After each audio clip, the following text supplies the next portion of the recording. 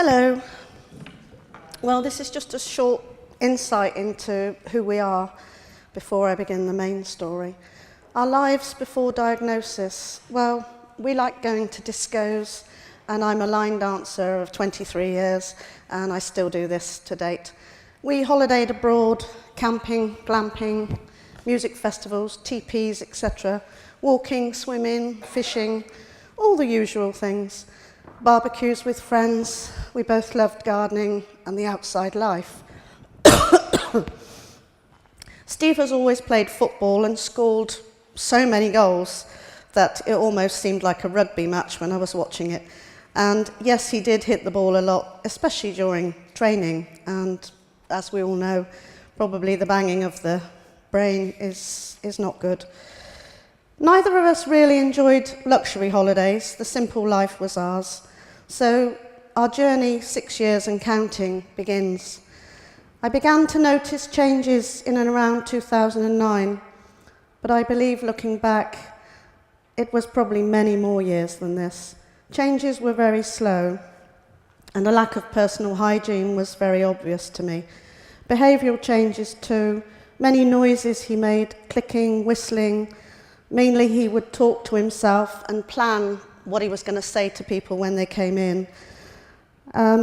He had shopping trips where he would go out and he would go to the bank and hold up the bank, literally, and demand money, although I had power of attorney, so he couldn't get any money. He was drinking quite excessively, and I persuaded him to stop, or things would get worse for us. Eventually he took to drinking coffee, but that was 15 cups of coffee a day, to be precise. Our lives were becoming quite impossible, many arguments amongst our family. He stole from all of us. You couldn't leave a purse or a handbag about. He wiped out all of our life savings. Steve was still working at this time at a plastics factory of 22 years. He was made redundant, and they relocated to Wales. He was asked to go, but declined. I think at that point he had probably already got the dementia and realised he just couldn't cope. This really threw him, and our problems became much worse from then. He had probably 3 more jobs over the next few years, and then had a car accident after a set to with my father. He went to the pub and got drunk and nearly killed some people. So he lost his licence for 6 months. When that came back, I drove with him, and it was soon obvious that I didn't want to drive with him anymore. So I had to have a plan to take the car off of him, which is not a nice thing to do, but I set about, and the local garage agreed to service the car and ring him and say that the car was not going to be able to be fixed. Steve was a little bit cross at this and wanted to see the car, and I said it had been taken away. So that was fine, and we just carried on, and he was okay with that. All of this led me to the doctors again and again and again, always being told nothing was wrong with him. Our local doctor agreed to give us counselling, yes, marriage counselling. Steve always agreed to all suggestions, as he never wanted me to leave him. My husband was crumbling before me. The man I knew was no more. Finally, our doctor sent us one more time to the neurology department here at the JR in October 2010. We were there all day and no joy, as fronto-temporal dementia is one of the ones that's difficult to diagnose. Then after lunch, they suggested they just had one more test to do, and I agreed if Steve could cope, it was fine. And after a couple of hours, they said, yes, we've got it. We think Steve has got Pick's disease, or better known as fronto-temporal dementia. Well, of course, I was first elated that we had a diagnosis. And then I asked how long life expectancy was for Steve. I think as I was in shock, it was such a silly question to ask, really, but I was told it was 2 to 10 years. On the way home, I cried all the way. And Steve showed no emotions, as I don't think he'd really understood why we were at the hospital all day. I investigated on the computer and soon realised this was not going to be a party in the park. It was going to take all that I had to give. So the next phase of our lives was to begin. It was with the wonderful help from Dr. Chris Butler and Ian Baker here at the hospital. I'm absolutely full of praise for them both and their team, and also to Emmeline, who's down there somewhere, my support worker who works alongside Chris and Ian at the hospital here. She pinpoints things that we need to do. She's a never-ending friend and full of praise and ideas. Helped me get carer's allowance, disability allowance, and finally a care package, and suggested a solicitor, etc. She is an amazing person. Our life was tough with no plans. Steve was visiting the bank and getting there by using his bus pass, which I had to take away, and basically holding the bank to ransom, as I'd said earlier. I can see it, the headlines now, you know, man holds up the bank, because they really did have to close the doors. There were queues all the way down the street. So all of these things are quite difficult to come to terms with. Our family was slowly coming to terms with our diagnosis, but it was all becoming so nasty to deal with. Steve was beginning to have some nasty traits, all of which were quite par for the course of FTD. As I'd investigated on the computer, I was ticking them off on here, on my list. Gambling in secret, going to the bank and getting wads of money and poking it in his pocket. I had heard that friends had said this money was tumbling out on the floor and they were ramming it back in his pockets, but nobody ever told me about this. He would smoke 40-plus cigarettes a day. His obsessions were unbearable, turning the kettle off when I put it on, closing doors almost in front of me, locking doors even if I was in the garden and then I couldn't get back in. He would put lights on and off constantly. The stealing of the money was quite hard to bear amongst our family too, and going into my son's room and stealing from his savings tin, and his lack of concern for this was very upsetting. His lack of empathy was now very obvious. I had to pack up my full-time job as a self-employed hairdresser 5 years ago and taken on my new role, full-time carer, with no money, of course. Our friends and family were very supportive, as they still are now. Steve is a very, very likeable fellow, so they all still remember who he was and is now. He never fails to make me laugh, even now, saying to me, "How old are you, darling?" And I say, "Well, you tell me." He pauses and he looks at me and he says, 35? So I say, "I do love you, darling." And he will laugh. He thinks it's very funny. I like my hair now being pink and blue. I said to him, "What do you think about my hair?" And he says, "It's a bit funny colours, darling, but if you like it, it's okay." So, you see, even with FTD, I've got a very well-trained husband. His medication is very simple, as you will probably know. There's not much we can do. We tried several drugs in the early years. Nothing works. In fact, it made him worse, very hyper. I preferred him just the way he was. Trazodone and paracetamol, he takes really, the paracetamol for back pain. I've recently been advised about a different drug, so maybe it's time to try it, as Steve goes to bed at 8 o'clock at night and he's often awake from 1 and stays awake the whole night. So I may have to bite the bullet and try the new drug.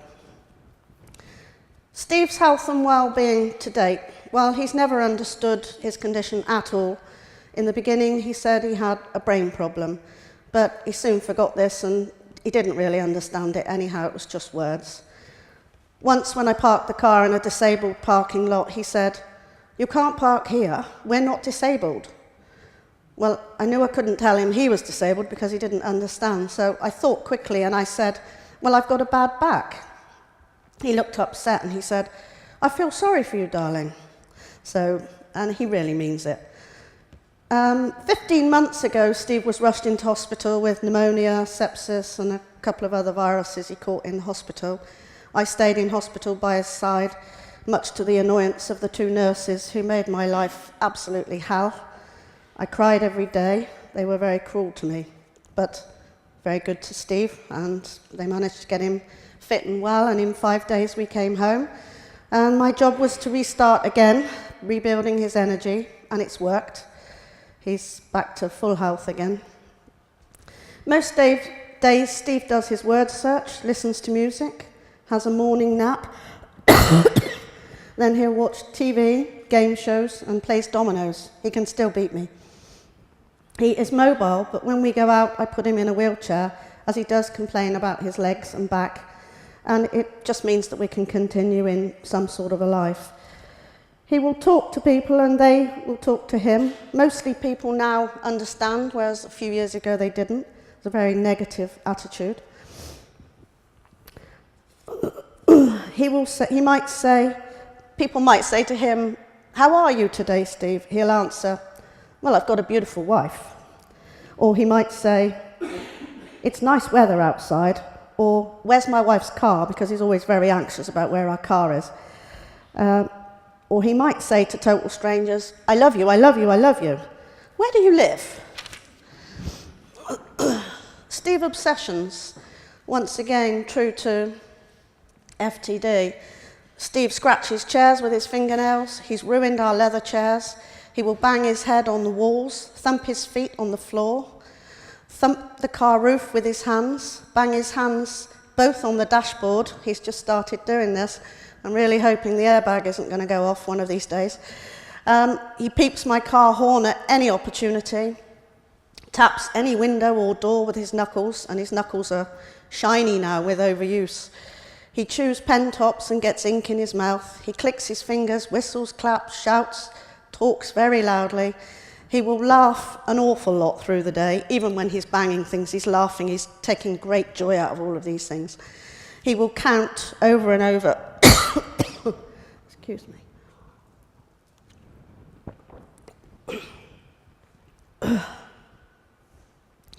He loves all of his soft toys and sometimes picks them up and talks to them. He will still recognise family members and a photo of his mum and dad and brothers and my father. Unfortunately, they're all dead, but Steve doesn't know this. He's no reason to really know. He lives in his own little world. Our lives together now, well, it's lovely being together, although very hard work. It is all we have now. He constantly says, "Where are you, darling? I'm never far away." Bless him, he needs me so much. This challenge we have faced together is far easier because of the love that we share. When we go out for a drive in the car, he gets even louder than normal and excited. So I always use this as a lesson to keep him to be able to communicate with me and others. I might ask him, what colour is the sky? What colour are the trees? Can you see any animals, and what are they? What colour is that car? He will get cross at other road users when they overtake or pull out in front of us, so he still processes some of these daily chores. He knows about the colour of the traffic lights, and excuse me about what I'm about to say, but he will say, "Oh, bloody hell, it's on red." Fortunately, this is the worst swear word that he uses. My life now, well, I will never ever regret leaving work to look after Steve and make a difference to his life. Of course, I have down times and I cry, but I can usually cry to order when I'm alone. But mainly I'm a happy person. I have carers to take over my role, and we trust them. I try to treat them with the greatest of respect because they are now very important people and part of our new family. I still go to music festivals, pictures, flower shows, country shows. I eat out with my friends, and last week I went to Cheltenham races. I do Scrabble, Sudoku, quiz books. I sew and make curtains, etc. I still go line dancing when my son can look after his father. I go to the pictures and my other son will sit with Steve. So I am always busy. It's the secret to our success. We also go to the monthly supper club at Cassington, where the Young Dementia UK put this on for us with live music, and Steve really enjoys this. And Steve also goes out to a monthly disabled disco.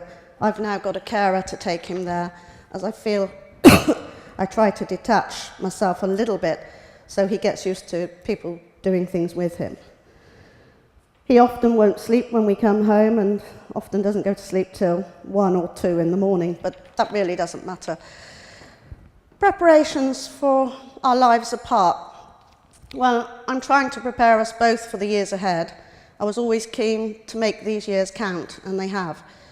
Steve is as prepared as he ever can be for what might be ahead for both of us.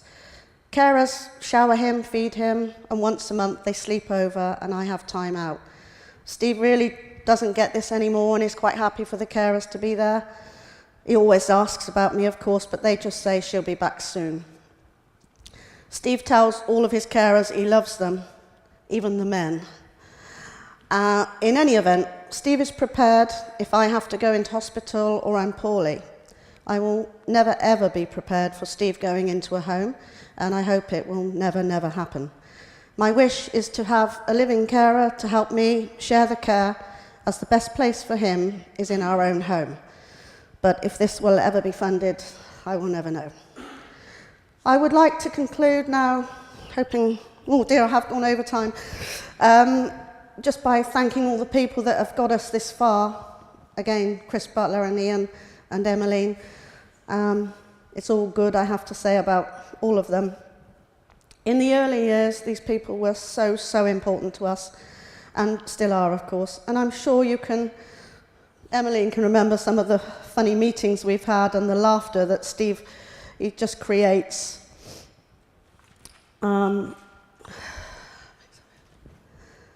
Yeah, the diagnosis of people here at the hospital with Chris, and there's, you know, it's so, so important for people like us. We're so frightened about what is going to become of us. They're all never-ending support in everything I do. And I hope somewhere out there, I know you're all working hard to get, you know, some diagnosis and some treatment, really. We'll someday soon be here. And I hope you have answers for us and hope for the future of others. For now is just now. And as a quote from a poem from William Henry Davis, the poem says, "What is life is full of care. We've got no time to stand and stare." So thank you for listening to our story.